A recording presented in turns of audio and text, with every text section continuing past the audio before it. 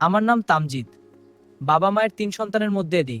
আবাবেদার থেকে নিজে কিছু করার চেষ্টা করেছি। ক্লাস 10 থেকেই নিজের হাত খরচ নিজে চালানোর চেষ্টা করি। এলাকার এক বড় ভাইয়ের ব্যবসায় সময় দিতাম না। এই ঘটনার শুরু আজ থেকে ৮ বছর আগে। এইচএসসি পরীক্ষার পর আমি পার্ট টাইম কাজ করতাম একটি হাসপাতালের নিউরো আইসিইউতে। আমরা প্রস্তুত, রোগী আসছে। মানিকগঞ্জ রোডে বাস অ্যাক্সিডেন্ট, গুরুতর আহত মহিলা রোগী আনছি, দ্রুত নিয়ে আসলে আমাকে দেখতে দিন।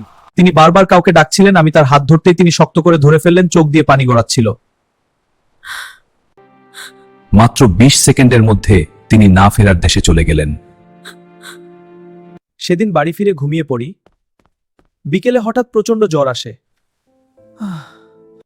হঠাৎ মনে হলো কেউ আমার রুমে ঢুকেছে।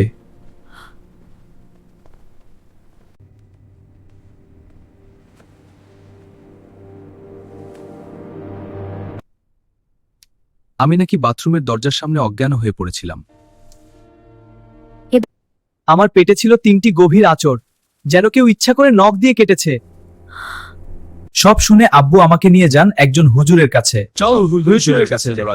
বিসমিল্লাহির রহমানির রহিম। আমি হাসপাতালের পেছনের জঙ্গলে থাকি, তুমি জানালা দিয়ে গরম পানি ফেলেছিলে।